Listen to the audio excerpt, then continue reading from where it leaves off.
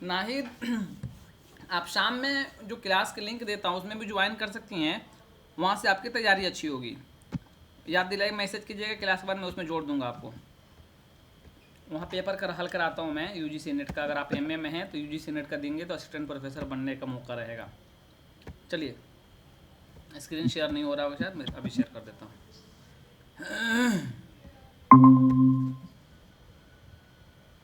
Mic बंद कर लीजिए।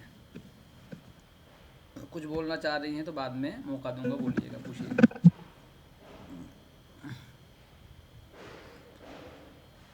आ जाइए।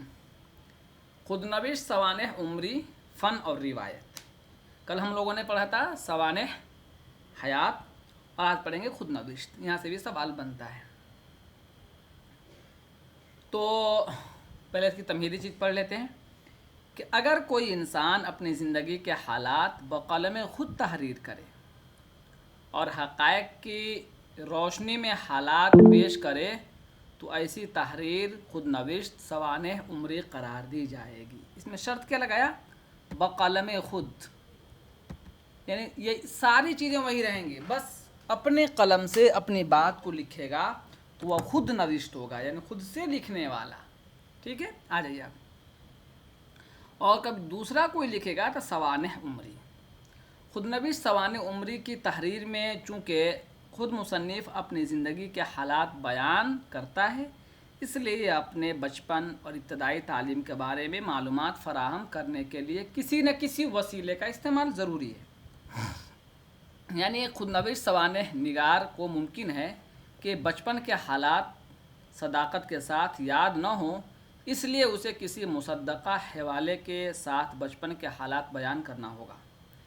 खुदनविश सवानह एक गैर अफ़सानवी सिन्फ़ है जिसमें कोई शख्स अपने हाफ़िज़े के बलबूते पर ही नहीं बल्कि उसकी ज़िंदगी के बारे में किसी तरह का कोई मवाद मौजूद है तो उसे इस्तिफ़ादा करके शख्सी तअस्सुरात के साथ अपनी सवानह हयात तरतीब दे सकता है। खुदनविश सवानह सारी ज़िंदगी के हालात पर मुहीत किताबी शक्ल में पेश हो सकती है। पहले सुनिए फिर मैं समझाऊँगा। या चंद काबिल ज़िक्र वाक़यात के साथ एक मज़मून की शक्ल में। आमतौर पर उलमा, दानिश्वर, अहले कलम, सियासतदान और नामवर अशख़ास अपनी ज़िंदगी के हालात के दिलचस्प पहलुओं को खुदनविश सवानह में कलमबंद करने की कोशिश करते हैं। खुदनविश सवानह और आपबीती में बुनियादी तौर पर यह फ़र्क है कि आपबीती किसी मख़सूस वाक़या या हालात की नुमाइंदगी होती है, जबकि खुदनविश सवानह में पैदाइश से लेकर सवानह कलम बंद करने के दौर तक के तफसीली हालात का ज़िक्र होता है। आलमी ज़ुबानों में मंजूम आपबीती और मंजूम खुदनविश लिखने का चलन आम है और उर्दू में भी इसकी मिसालें मौजूद हैं। अब सुनिए, एक तो आपको बताया कि खुदनविश क्या है, सवानह उम्री क्या है, ये बताया। दूसरी एक इसमें चीज़ आई आपबीती, ये क्या है? जैसे आप कहानी नावल में भी पढ़ते हैं और कहानी अफसाने में भी पढ़ते हैं, दोनों में फ़र्क क्या है? तो अफसाना का मामला क्या है, वह किसी एक गोशे को बयान करता है, किसी एक गोशे को, ज़िंदगी के किसी एक गोशे को, एक वाक़ये को बयान करता है। लेकिन नावल के साथ मामला क्या है कि वह पूरा तसलसल के साथ एक तवील वाक़ये को और एक जो है पूरी बल्कि ज़िंदगी और पूरे एक खाके को खंगाल देता है।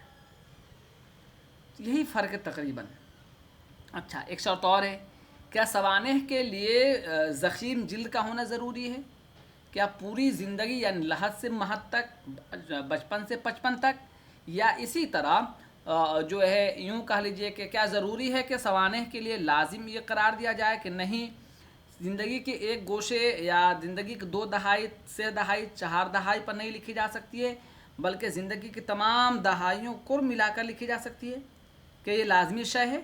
इस पर हमें गौर करने की ज़रूरत है। ठीक है, इस पर हमें गौर करने की ज़रूरत है।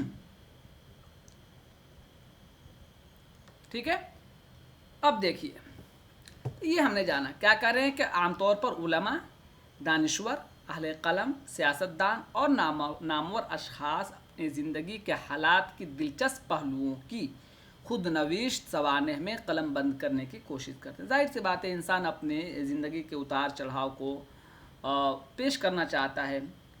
इसके बड़े फ़वाइद हैं। اوپر آپ نے دیکھا بھی تھا، بعض نقاد کا تو کہنا یہ ہے کہ اس سے اہم اور دلچسپ فن ہو ہی نہیں سکتا کچھ۔ فوائد یہ ہیں کہ اگر آپ نے صحیح کام کیا ہے تو آنے والی نسل کے لیے آپ کا یہ عمل محرکات ہوگی، اس کو آمادہ کرے گی۔ اسی طرح جو ہے اگر آپ سے کوئی غلطی سرزد ہو گئی ہے تو آئندہ آنے والی نسل کیا ہوگی، اس سے اجتناب کرے گی، اس سے پرہیز کرے گی اور اس سے سبق حاصل کرے گی۔ یہ اس کے جو ہے نکات ہیں۔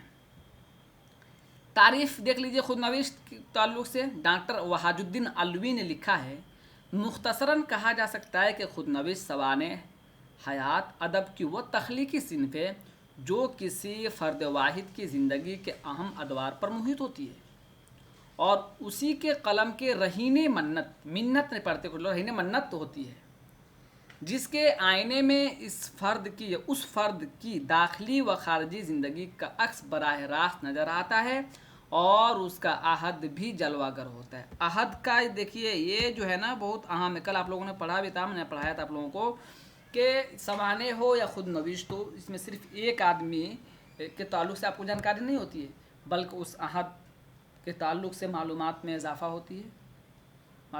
ہوتا ہے۔ اسی طرح اس کے ہم عصر ادبا لوگ عوام الناس کی غور و فکر اور ان کے چال چلن، ان کے تہذیبی رکھ رکھاؤ، یہ ساری چیزیں معلوم ہوتی ہیں۔ اس لیے کہا کہ عہد بھی معلوم ہوتا ہے۔ آگے جا کے کہہ رہے کہ ان کے خیال میں ایک اچھی خود نوشت درج ذیل عناصر کا ہونا ضروری۔ ان کے خیال میں، ڈاکٹر وحاج الدین علوی کے خیال میں 4 چیزیں انہوں نے بتائی ہیں۔ دیکھیے کیا ہے 4 چیزیں، 5 6 چیزیں بتائیے، 6 چیزیں ہم لوگ پڑھ لیتے ہیں۔ چلیے، کہہ رہے ہیں کہ ان کے خیال میں ایک اچھی خود نوشت میں درج ذیل عناصر کا ہونا ضروری۔ عناصر کہتے ہیں وہ چیز جس پر کسی بھی چیز کی بنیاد رکھی جائے، جیسے پلر بولتے ہیں آپ اپنے گھر میں، پلر۔ خود نوشت کسی فرد واحد کی داستان ہوتی ہے جسے اس نے خود اپنے قلم سے تحریر کیا ہو، ٹھیک ہے؟ یہ خود نوشت اپنے قلم سے خود کیا ہو، اس کا مطلب یہ خود نوشت مطلب خود لکھنا۔ خود نوشت سوانح نگاری کا محور مصنف کی ذات ہوتی ہے، یعنی مصنف کے بارے میں لکھنا ہے۔ ایسا نہیں ہے کہ میرے مظفر امام کے بارے میں لکھنا شروع کرے، صفر الامام پہ چلے جائیں، یا فردوس امام پہ چلے جائیں، یا جو ہے کہ ہمشیرہ نرگس امام پہ چلے جائیں، یا دیگر میرے جو گھر میں امام ہیں ان پر چلے جائیں۔ اس پہ نہیں جانا آپ کو، میری ذات پر لکھنا ہے آپ کو، مجھ کو محور بنانا ہے، بھٹکنا نہیں موضوع سے۔ دوسرے اشخاص یا واقعات کا ذکر ذیلی اور ضمنی طور پر ہوگا، محض ذیلی ہوگا، ضمنی طور پر ہوگا، اصل کردار نہیں آ سکتا ہو۔ خود نوشت سوانح میں سچائی کا عنصر ہوتا ہے، یاد رکھیے، کبھی دعوت دلیل آئے یاد رکھیے، سچائی کا عنصر ہوتا ہے، اسی لیے تو غیر افسانوی ہے، ورنہ افسانوی میں آ جاتا نا۔ خود نوشت میں اس فرد واحد کے تجربات، مشاہدات اور جذبات کی بھرپور عکاسی ہوتی ہے اور اس کی نفسیاتی کیفیات کا پرتو بھی دکھائی دیتا ہے، اس کا عکس، پرتو کہتے ہیں عکس کو، دکھائی دیتا ہے۔ خود نوشت سوانح زندگی کے اہم ادوار پر محیط ہوتی ہے، زندگی کے بہترین واقعے کو اس میں پیش کیا جاتا ہے، یعنی اس میں صاحب سوانح کی اپنی زندگی کا ہر دور کے نمائندہ واقعات ہوتے ہیں۔ چونکہ اگر پوری واقعات آپ لکھنا چاہیں گے نا تو کتاب نہیں، وہ مجلد ہو جائے گی، مجلد جلدیں ہو جائیں گی، کئی جلدیں، تو اس سے انسان اکتا جائے گا برق رفتاری میں۔ اور اتنا طول کلام کوئی سننا نہیں چاہتا، نہ کسی کے پاس وقت ہوتا ہے، تو ہم اتنا ہی دے سکتے ہیں اس کے ذریعے سے جس سے ایک نسل کو تحریک ملے، ترویج ملے اور اس کی آمادگی پیدا اس کے اندر، اس کے بچپن، جوانی اور بڑھاپے، نیز اس کے عروج و زوال اور نشاط و غم کی داستان ہوتی ہے۔ خود نوشت کا فن ایک انتخابی فن ہے، زندگی کا عرض و بسیط تجربات سے اہم اور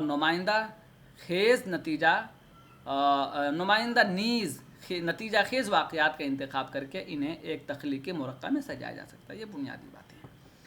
اب یہاں دیکھیے کہ اس کی کچھ قسمیں ہیں، میں چاہوں گا کہ آپ میں سے کوئی ایک آدمی پڑھیے پہلے، اور یہ پیراگراف بہت اہم ہے۔ خود نوشت سوانح حیات کی قسمیں۔ سوانحی تکمیل کے لحاظ سے خود نوشت سوانح عمری کی 2 قسمیں ہو سکتی ہیں۔ پہلا مکمل خود نوشت، دوسرا نامکمل خود نوشت۔ خود نوشت مکمل خود نوشت سوانح حیات مصنف اپنی عمر طبعی کے قریب پہنچ کر لکھتا ہے اور اس میں ولادت سے لے کر تحریر کے وقت تک کے واقعات و حالات یکجا کیے جاتے ہیں۔ اس قسم کی خودنوشت سوانح عمریوں میں سر رضا علی کی اعمال نامہ، حکیم احمد شجاع کی جو خون بہا، دیوان سنگھ مفتوں کی ناقابل فراموش، شاد عظیم آبادی کی شاد کی کہانی، شاد کی زبانی، یوسف حسین خان کی یادوں کی دنیا اور جوش ملیح آبادی کی یادوں کی بارات کے نام قابل ذکر ہیں۔ ان خود نوشت سوانح عمریوں میں مصنف کی زندگی کے مختلف ادوار اپنے نمایاں خد و خال اور امتیازی خصوصیات کے ساتھ سامنے آتے ہیں۔ اس قسم کی خود نوشتوں میں مصنف کے جذبات و احساسات، نفسیاتی کیفیات، مشاہدات و تجربات زندگی اور اس کے افکار و اقدار سب کچھ ہوتے ہیں۔ چلیے نامکمل خود نوشت بس کو سدھار کیجیے، ہے نا، کو سدھار کیجیے۔ چلیے آ جائیے، یہ جو پیراگراف ہے یہ یاد رکھنے کی چیز ہے، یاد رکھیے گا۔ سر رضا علی کے اعمال نامہ یاد رکھیے گا، حکیم احمد شجاع کی خوں بہاں، دیوان سنگھ مفتوں کی ناقابل فراموش، شاد عظیم آبادی کی یہ شاد کی کہانی، شاد کی زبانی، یوسف حسین خان کی یہ یادوں کی دنیا یوسف حسین خان، اور یادوں کے برات جوش ملیح آبادی۔ ٹھیک، یہ یاد کر ڈالنا ہے آپ کو، یاد نہیں کریں گے دقت کھا جائیں گے آپ، یہ اس کو رٹ ڈالیے جو جس کے ساتھ جڑا ہوا ہے۔ چلیے اب یہاں دیکھیے نامکمل خود نوشت میں کیا کیا چیزیں دیکھ لیتے ہیں۔ نامکمل خود نوشت سوانح حیات، ہاں کون؟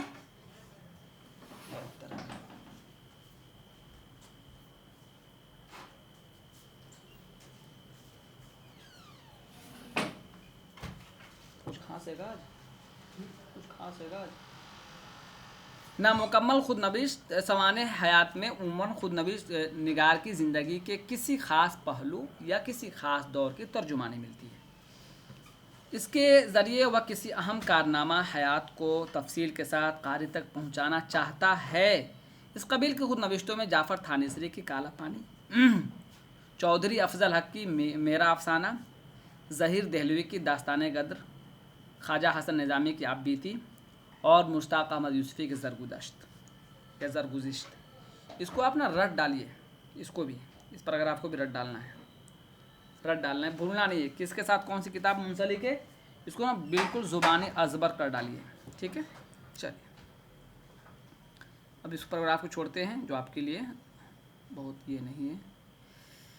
یہاں بھی کچھ ہے آزادی کے بعد، آزادی سے پہلے،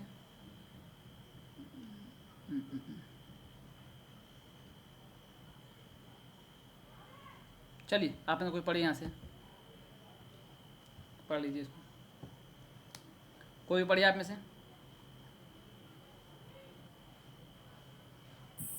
جی سر، آزادی سے پہلے اردو میں خود نوشت سوانح حیات کی ابتدائی نقوش سب سے پہلے منظوم داستانیں جیسے گلشن عشق، علی نامہ، ملک الشعراء، نصرتی وغیرہ میں ملتے ہیں۔ اس کے بعد واجد علی شاہ کی منظوم آپ بیتی کا پتہ چلتا ہے جو 1857 عیسوی کے آس پاس قلم بند کی گئی تھی۔ مولانا ظفر تھانیسری کی تواریخ عجیب کالا پانی 1302 ہجری میں منظر عام پر آئی۔ اس خود نوشت کو اردو کی نہ صرف اولین نثری خود نوشت ہونے کا اعزاز حاصل ہے بلکہ یہی اردو میں سب سے پہلے شائع ہونے والی خود نوشت بھی ہے۔ تواریخ عجیب میں ایک طرف انگریزوں کے ظلم و استبداد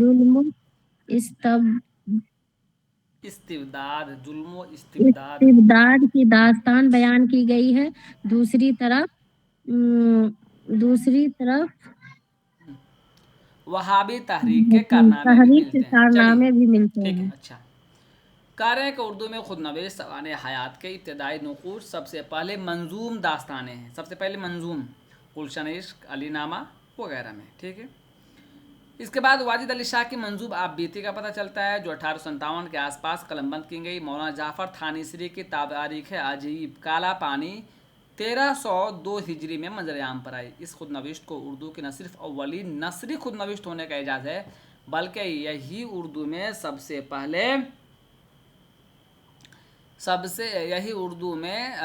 پہلے شائع ہونے والی خود نوشت بھی ہے. تواریخ عجیب جس میں ایک طرف انگریزوں کے ظلم و استبداد کو بیان کی گئی ہے، دوسری طرف وہابی تحریک. اس کو آپ کو یاد رکھنا. اس کا موضوع کیا ہے؟ ایک طرف اس میں دو چیزیں، انگریزوں کے خلاف ظلم و استبداد، اور کس تحریک کا اس میں ذکر ہے؟ وہابی تحریک کا ذکر ہے. یہ ایک نقطہ ہے، اس کو یاد کر ڈالیے گا. کریں کہ کم و بیش اسی زمانے میں عبدالغفور نساخ نے اپنی خود نوشت سوانح عمری کے نام سے لکھی تھی. سوانح عمری ہی کے نام سے خود نوشت لکھی تھی. کس نے؟ عبدالغفور نساخ نے، جو ایک طویل عرصے تک ایشیاٹک سوسائٹی لائبریری کلکتہ میں غیر مطبوعہ شکل میں رہنے کے بعد حال ہی میں کتابی صورت میں شائع ہوئی. اس خود نوشت سوانح کے مطالعے سے نساخ کی شخصیت و صورت پر روشنی ضرور پڑتی ہے، لیکن ان کے تفصیلی واقعات و حالات زندگی کا پتہ نہیں چلتا. جعفر تھانیسری اور عبدالغفور نساخ کے خود نوشتوں کو عموماً اردو کی اولین خود نوشت سوانح عمریوں میں شمار کیا جاتا ہے. ڈاکٹر وحید الدین علوی تواریخ عجیب کو اردو میں سب سے پہلے شائع ہونے والی خود نوشت قرار دیتے ہیں. تو وحید الدین علوی کے مطابق تواریخ عجیب سب سے پہلی ہے. کہتے ہیں کہ اردو میں سب سے پہلے شائع ہونے والی خود نوشت تواریخ عجیب یعنی کالا پانی 1302 ہجری میں منظر عام پر آئی. اردو خود نوشت فن اور تجزیہ، یہ کتاب کس کی ہے؟ وحید الدین علوی کی کتاب ہے. ٹھیک ہے، آگے آ جائیے.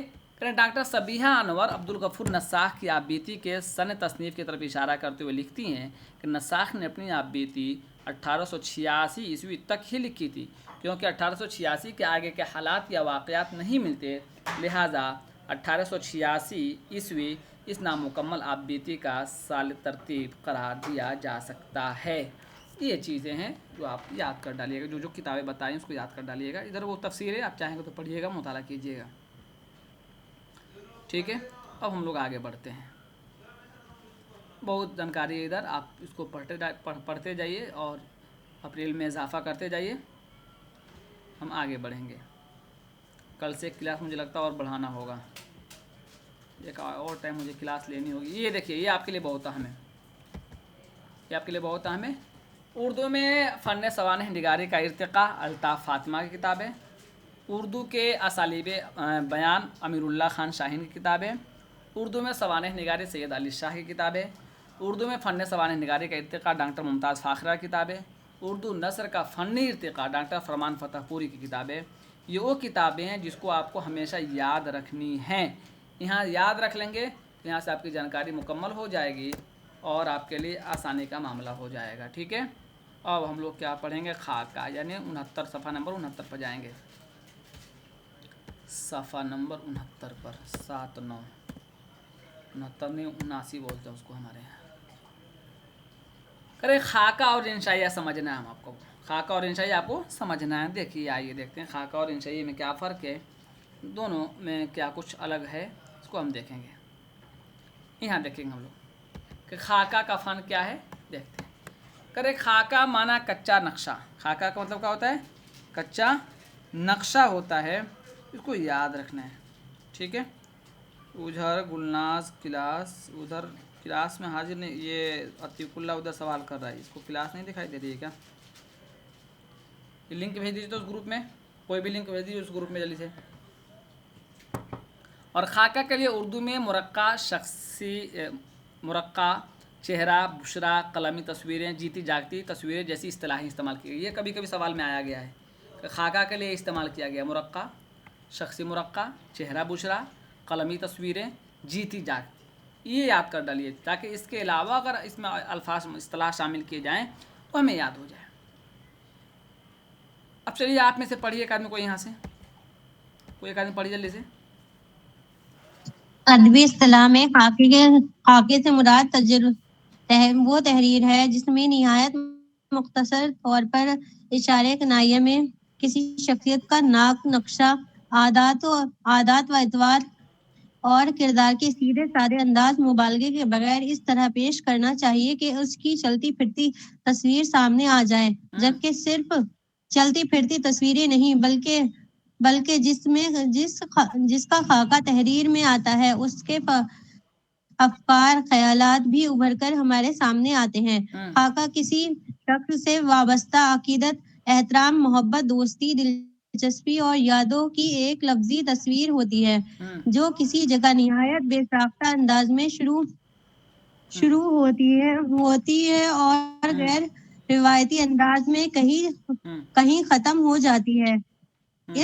اس نقطے کو ملحوظ رکھنا ضروری ہے کہ خاکے میں شخصیت یا اس کے علمی، ادبی یا سیاسی کارناموں کا تنقیدی جائزہ نہیں لیا جاتا۔ انور ظہیر خان کے خیال میں خاکہ کسی جسمانی اور ذہنی وجود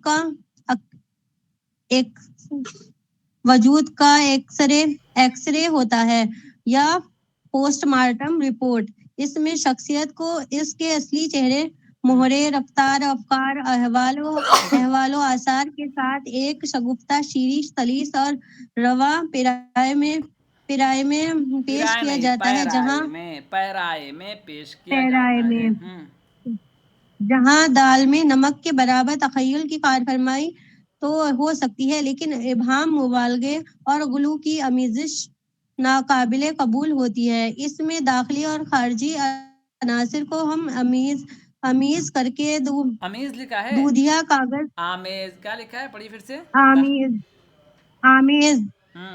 آمیز کر کے دودھیا کاغذ پر اس طرح رکھ دیا جاتا ہے کہ تمام تر حقیقت بیانیوں اور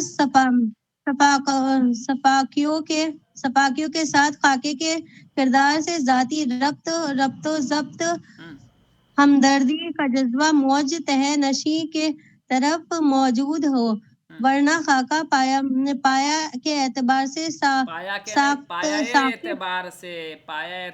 ساقط ہو جائے گا اور خاکہ نگار کا وقار مجروح ہو جائے گا۔ خوب محنت کیجیے زور زور سے پڑھنے کی۔ چلیے تو کہہ رہے ہیں خاکہ کے بارے میں یہ بتایا گیا۔ خاکہ کیا ہے؟ کسی بھی انسان سے کوئی ملاقات ہوئی، ٹھیک ہے، ہماری آپ سے ملاقات ہوئی تو ہم کلاس میں کس طرح سے آپ کو پڑھاتے ہیں، کیسے ڈانٹتے ہیں، کس طرح سے اصلاح کرنے کی کوشش کرتے ہیں، اس کا ایک رپورٹ پیش کر دیں گے آپ، تو کہیں گے یہ خاکہ ہے۔ یعنی میں نے جیسے دیکھا اور اسے میں نے آپ کو کاغذ پر تحریر کر دی، یہ خاکہ ہے۔ انور ظہیر خان کی کتاب ہے مت سہل ہمیں جانو، میر کا مصرع ہے یہ، ٹھیک ہے، اس کو یاد رکھیے گا۔ انگریزی میں خاکے کے لیے یہ لفظ استعمال ہے، اس کو دیکھیے گا، اسکیچ، یہ سوال آیا ہوا بہت بار، اسکیچ آیا ہوا، یہ سوال یاد رکھیے گا، جو بتا رہا ہوں اس کو یاد رکھیے بس۔ یہ دیکھیے یہاں کرے خاکہ یا مرقع میں سوانح یا خود نوشت کی طرح تاریخی و زمانی تسلسل کی قید نہیں ہے۔ نثار احمد فاروقی نے بہت صحیح لکھا ہے کہ خاکہ نگاری سوانح عمری سے مختلف چیز ہے۔ سوانح عمری میں خاکے کی گنجائش ہوتی ہے، لیکن خاکے میں سوانح عمری کی مشکل سی سماتی۔ کیوں؟ سوانح کیا ہے کہ مطلب پوری زندگی پیش کرنے کی اس میں کوشش کی جاتی ہے۔ خاکہ کا مسئلہ نہیں ہے، کوئی ایک ملاقات ہو جائے، کوئی ایک بیٹھک ہو جائے، کوئی ایک واقعہ پیش آ جائے، تو اس میں کیا ہے ترتیب دیکھنا۔ یہ نثار احمد فاروقی کی کتاب ہے ماخوذ از دید و دریافت، ٹھیک ہے۔ چلیے اب یہاں آ جائیے، کہہ رہے ہیں کہ موضوع اور مواد، یہ دو چیز بہت اہم ہے اس کے لیے۔ تو کہہ رہے ہیں کہ کسی بھی صنف کو کامیابی سے برتنے کے لیے موضوع اور مواد کا مناسب انتخاب اور اسے دلچسپی لازمی ہے۔ یہ نظریہ خاکہ نگاری کے لیے اور بھی اہم ہو جاتا ہے، چونکہ اس میں وسعت کم ہونے کے باوجود بہت کچھ بیان کرنا ہوتا ہے، اس لیے موضوع کے انتخاب میں حزم و احتیاط کی ضرورت پڑتی ہے۔ خاکہ میں شخصیت کے بارے میں خاکہ نگار کو جتنی بھی واقفیت ہوتی ہے، اس میں یہ دیکھنا ضروری ہوتا ہے کہ کس کس گوشے کو خاکے کا حصہ بنایا جا سکتا ہے اور کس کس گوشے کو چھوڑا جا سکتا ہے۔ یہ بہت ضروری ہے، کیونکہ چھوٹا لکھ رہے ہیں نا آپ۔ موضوع اور مواد یعنی پہلے شخصیت ممدوح کا انتخاب، پھر اس سے متعلق مواد اکٹھا کرنا، یہ ایک اہم کام ہوتا ہے۔ اس مرحلے کے بعد خاکہ نگار یہ بھی دیکھتا ہے کہ شخصیت سے متعلق جمع کیے گئے یا ذاتی واقفیت پر مبنی مواد میں سے کیا کچھ ہے جو استعمال ہو سکتا ہے۔ یہ ساری چیزیں دیکھنی ہوتی ہے۔ آگے آ جائیے، شمیم حنفی کی کتاب ہے، یہ سوال امتحان میں آیا ہوا ہے، یاد رکھیے گا۔ کہ باکمال لکھنے والوں نے بظاہر عام اور غیر دلچسپ دکھائی دینے والی شخصیتوں کے بھی ایسے خاکے لکھے ہیں جو ہماری بصیرتوں، ہمارے احساسات، ہماری فکر اور ہمارے جذبات کو کسی نہ کسی طرح اپنے حصار میں لے لیتے ہیں۔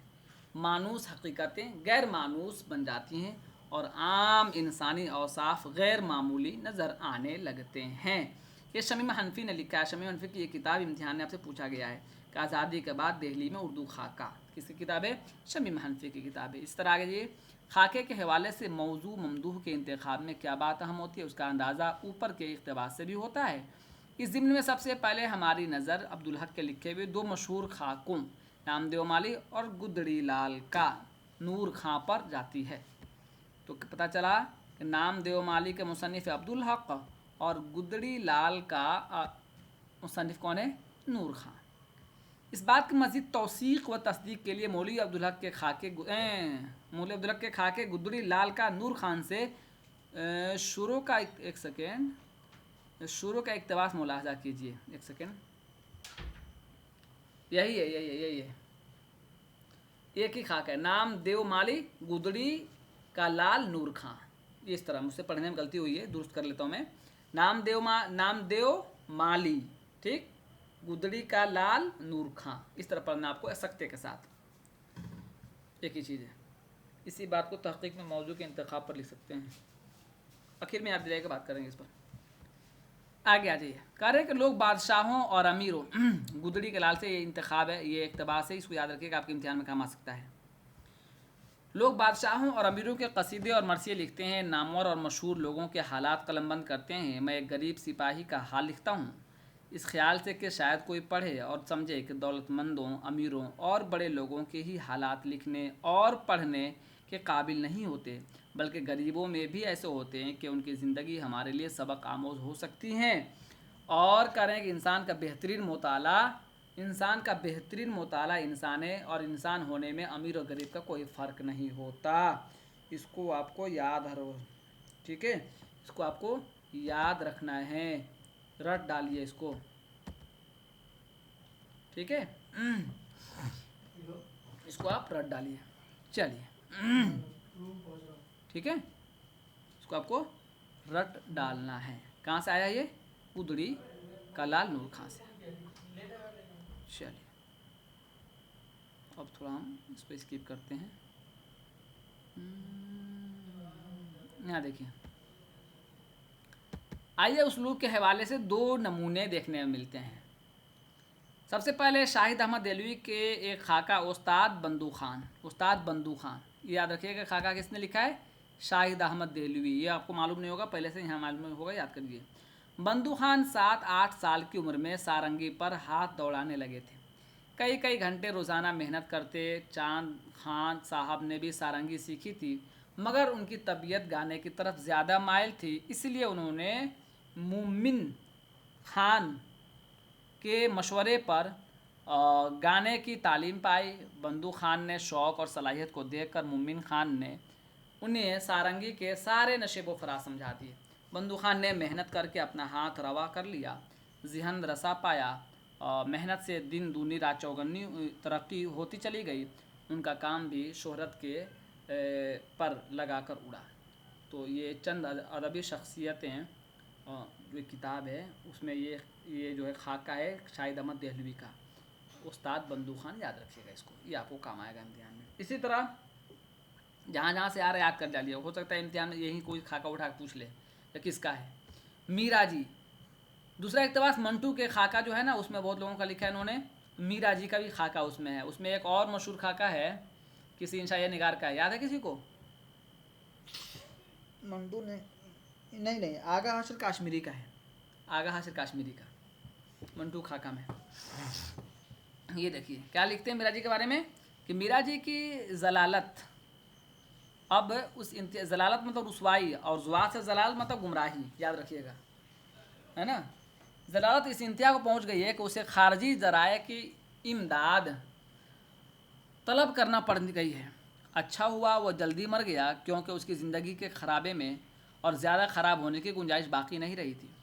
وہ اگر کچھ دیر سے مرتا تو یقیناً اس کی موت بھی ایک دردناک ابہام بن جاتی۔ منٹو کی لکھی ہوئی یہ تحریر ہے میرا جی کے تعلق سے. ٹھیک ہے, آگے آ جائیے. کریں خاکے کے لیے شرائط ہیں. جو شرائط جو چیزیں ہوتی ہیں اس کو یاد کرنا ہوتا ہے, جاننا ہوتا ہے. تو یہ ہم چاہیں گے کہ آپ میں سے کوئی ایک آدمی یہ شرط 10 پڑھ دیجیے. کون پڑھے گا؟ خاکہ نگاری کے لیے شرطیں اور ہدایتیں. خاکہ نگار کوشش کرے کہ ممدوح کی شخصیت کھولنے میں اس کے ذہنی میلان اور نفسیات تک رسائی حاصل کریں. جس کا خاکہ لکھا جا رہا ہے اس کے چہرے بشرے اور اس کی نشست و برخاست کی پیشکش میں خاکہ نگار زیادہ نمک مرچ نہ لگائیں. حد درجہ جزیات نگاری اور علمی فتوحات کے ذکر سے پرہیز کریں. کسی بڑی شخصیت کا خاکہ لکھنے کے لیے اس کے عہد کے سیاسی، سماجی اور ادبی حالات اور سرگرمیوں سے بھی واقف ہونا ضروری ہے. شخصیت یا اس کے کسی کارنامے پر خاکہ نگار اپنی تنقیدی رائے دینے سے پرہیز کریں. ذاتی پسند و ناپسند سے زیادہ خاکہ نگار ممدوح کے سچے حالات زندگی اور حرکات و سکنات پر نظر رکھیں. خاکہ نگار اپنے ممدوح سے ہمدردی ضرور رکھے لیکن جانبداری سے بھی پرہیز کریں. خاکہ محض زبان کے چٹخارے کے لیے نہیں لکھا جائے بلکہ اس میں کوئی نہ کوئی سبق آموز پہلو بھی ہو. ممدوح کی شخصیت کو خاکہ نگار خود پر کبھی بھی حاوی نہ ہونے دیں اور نہ خود اس پر حاوی ہونے کی کوشش کریں. خاکہ میں زبردستی مزاح پیدا کرنے سے اس کا پورا نظام نثر مجروح ہو سکتا ہے. تو یہ کیا ہے؟ شرائط ہے. یہ خاکہ کے لیے شرائط ہے جو آپ کو اور ہمیں جاننا چاہیے. تو جو چیزیں آپ کو بتائی جا رہی ہیں اتنا یاد کر ڈالیے گا تو آپ کے امتحان کے لیے وہ کافی ہوگا. ٹھیک ہے, آگے تھوڑا سا اور دیکھتے ہیں. خاکہ کی روایت. ٹھیک ہے, اور ابتدائی نمونے آئیے ہم دکھاتے ہیں آپ کو جو آپ کے لیے اہم امتحان کے لیے. اس پر ہم چلتے ہیں. ضفرات اللہ,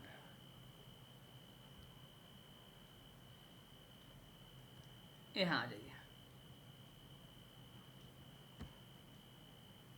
یہاں سے پڑھیے, کوئی ایک آدمی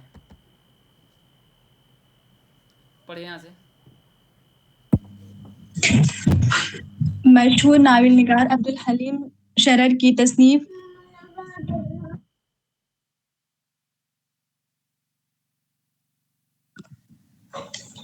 مشہور ناول نگار عبدالحلیم شرر کی تصنیف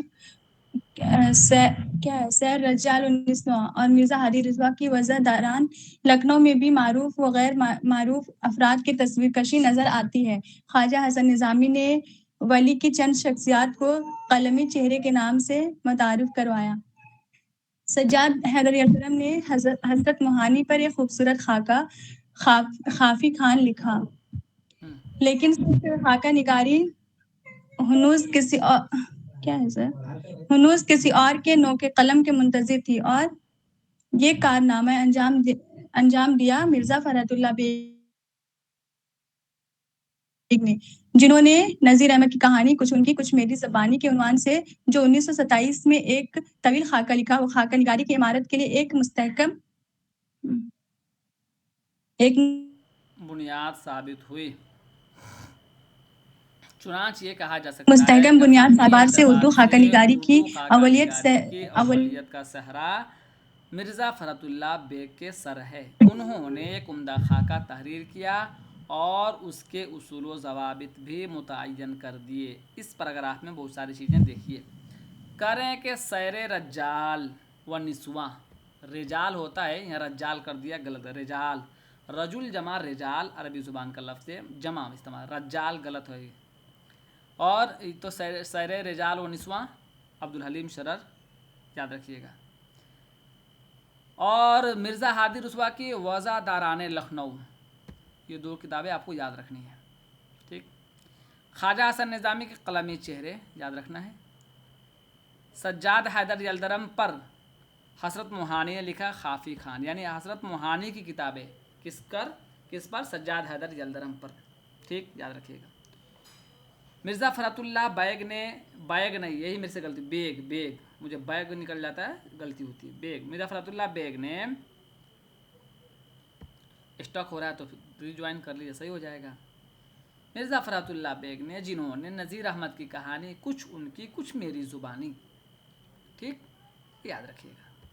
یہ 4-5 کتابیں آپ یاد رکھ لیجیے. اب تھوڑا سا اور دیکھ لیجیے. کہہ رہے ہیں کہ ڈپٹی نذیر احمد مرزا فرحت اللہ بیگ کے استاد تھے، یاد رکھیے گا. دوران طالب علم انہیں قریب سے شخصیت کو سمجھنے کا موقع ملا. فرحت اللہ بیگ ان کی شخصیت کی علمی، ادبی قابلیت اور صلاحیت کے مداح تھے.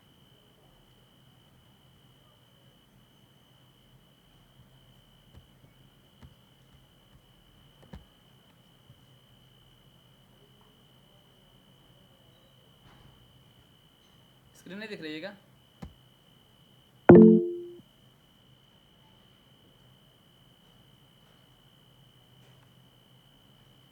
اسکرین دکھ رہی ہے؟ کمنٹ کیجیے گا. بولنا نہیں کسی کو کیونکہ آواز کٹ رہی ہے.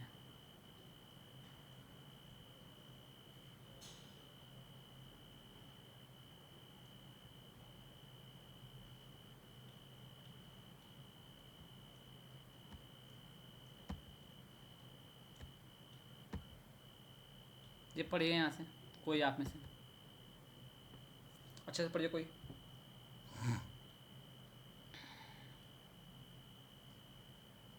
پڑھیے، کوئی چلیں نکات پڑھو. آواز پہنچ رہی ہے؟ چلو نکات پڑھو. کون ہے؟